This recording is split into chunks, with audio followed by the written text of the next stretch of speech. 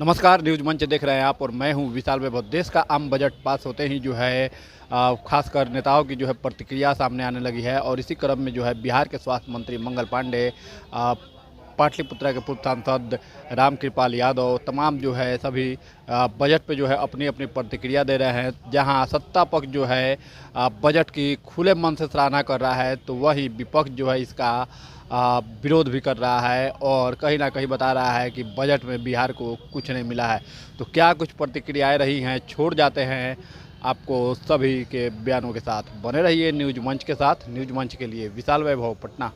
लोगों पर विशेष कृपा की है, चाहे वो सिंचाई के क्षेत्र में हो, पर्यटन के क्षेत्र में हो या कई ऐसे महत्वपूर्ण क्षेत्र हैं जिसमें पैसा मिला है। मैं धन्यवाद देना चाहता हूं माननीय प्रधानमंत्री जी का, जो ड्रीम प्रोजेक्ट था हमारा और बिहार के लोगों का, पटना एयरपोर्ट, उसमें के लिए भी विशेष पैसा देने का काम किया है।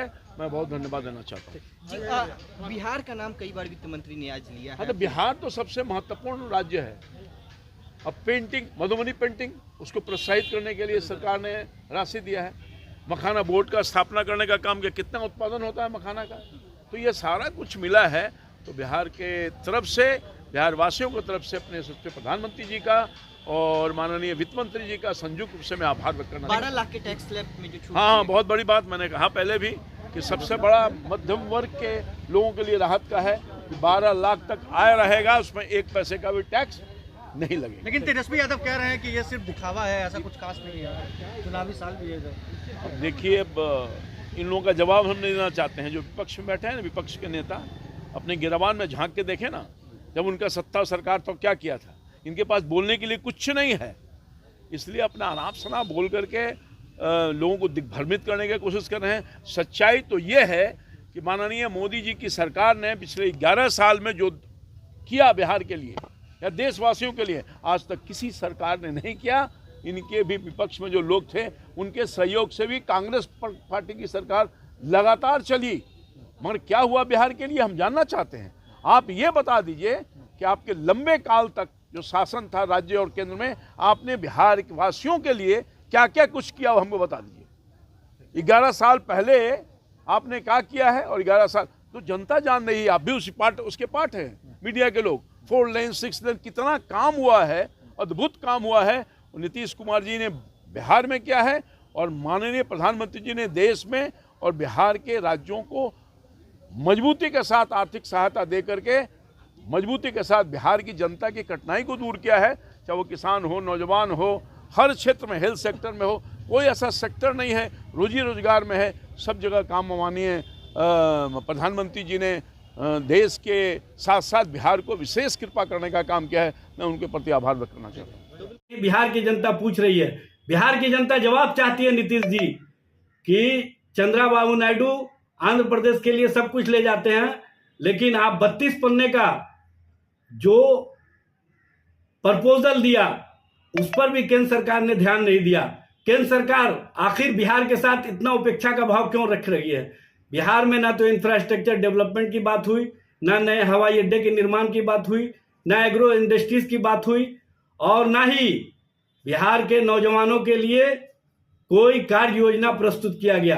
बिहार में नौजवानों को जिस तरह से छलने का काम केंद्र की सरकार कर रही है, डबल इंजन सरकार कर रही है, यह स्पष्ट रूप से दिखता है। नौकरी और रोजगार के प्रति केंद्र सरकार के बजट में कोई संकल्प नहीं दिखा। छात्रों के लिए कोई कार्य योजना नहीं दिखी। किसानों को भी निराश करने का कार्य किया गया। सिर्फ और सिर्फ ये कहीं ना कहीं रैपर बदल करके बजट प्रस्तुत किया गया है, यह स्पष्ट रूप से दिखता है।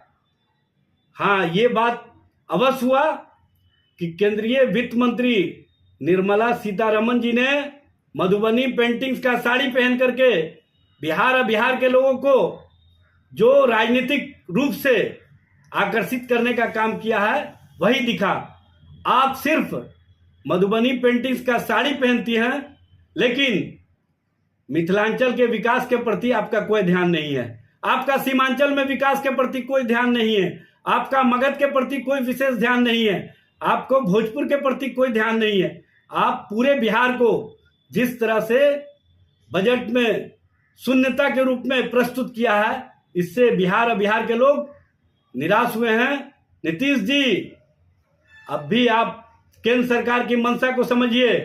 आप स्पष्ट रूप से बताइए कि उस 32 पन्ने में आपने किन किन बातों का उल्लेख किया था जो केंद्र सरकार ने दरकिनार।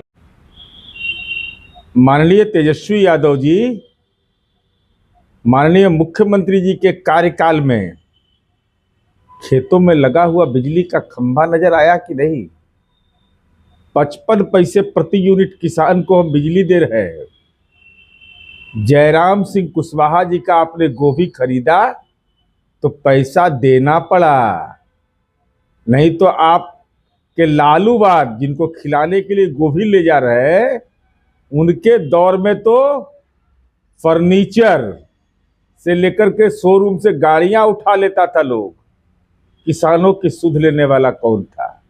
आपने यह भी पूछा, उस बेटी ने यह कहा कि हाँ, हम सरकारी विद्यालय में पढ़ते हैं, तो सरकारी विद्यालय पर लोगों का भरोसा है? नहीं तो आप तो चरवाहा विद्यालय चलाने वाले लोग हैं। जो विरोधी दल का नेता है वो अपने को मीडिया में बने रहने के लिए कुछ भी बोल लेते हैं। शायद वह उनकी बातों को वही समझ है। राज्य के जनता ये तय करती है, देश की जनता यह तय करती है। जिनकी माली हालात खराब हुआ करता था, जो परिवार से बाहर निकला ही नहीं, वो देश के संविधान या बजट के ऊपर बोलने का उनको कोई नैतिक अधिकार नहीं बनता। विशेष पैकेज की भी मांग करें तो वो खुद मुख्यमंत्री जी के पुत्र हैं, राज परिवार से निकले हुए हैं। उनके माताजी भी मुख्यमंत्री रही हैं, उनके पिताजी भी मुख्यमंत्री रहे हैं। उनके पिताजी माताजी के शासनकाल में मनमोहन सिंह देश के प्रधानमंत्री हुआ करते थे। लगभग 10 साल प्रधानमंत्री के नेतृत्व में इन लोगों ने 15 साल बिहार में शासन किया। तो कहाँ था आपका स्पेशल स्टेटस? भूल गए थे क्या श्री तेजस्वी यादव जी? आपको बिहार के नौजवानों को धोखा देने में अच्छा लगता है क्या? आपके ही माता पिता तो जंगल राज को पोषक बना करके रखे थे। आज बिहार की जनता ने जंगल राज से ऊब करके एनडीए की सरकार को लाई, राज्य के मुखिया नीतीश कुमार को लाई, और एनडीए की सरकार जब से आई है, राज्य के हर समाज के लोगों को अमूलचूल परिवर्तन हो रहा है, विकास हो रहा है। देखिए, बिहार के चुनाव में सीट बंटवारे को लेकर के इंडिया गठबंधन में, महागठबंधन में कहीं कोई किचकिच नहीं है। जब समय आएगा तो सीट बंटवारे का जो निर्णय है, जो फैसला है, वो सभी दल के नेता मिल बैठकर ले लेंगे।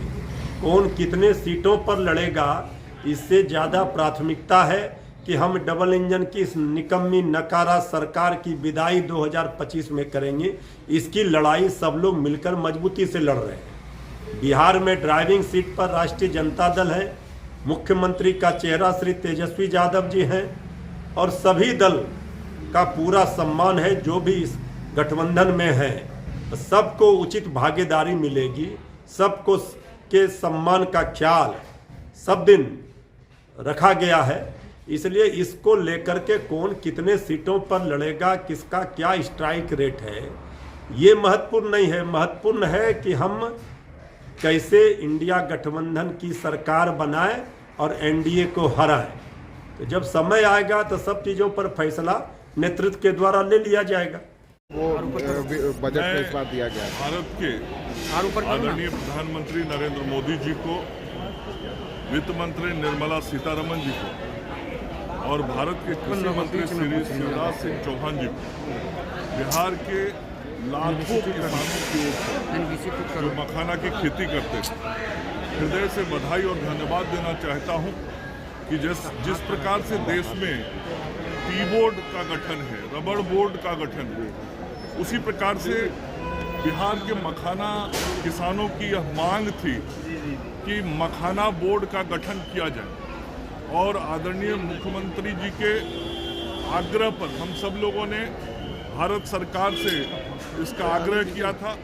अभी हाल में शिवराज सिंह चौहान जी जब पटना आए थे, उस समय भी हम लोगों ने आग्रह किया था, और आज वो सपना साकार हो गया बिहार के मखाना उत्पादक किसानों का कि अब देश में बिहार के किसान जो मखाना पैदा करते हैं, उनके लिए मखाना बोर्ड के गठन का आज निर्णय लिया भारत की सरकार ने, और उसकी घोषणा आज की बजट में आदरणीय वित्त मंत्री निर्मला जी ने किया है। IIT पटना का भी विस्तार होगा सर। ये सब अच्छी खबरें अभी आ रही हैं, लगातार देखते रहिए।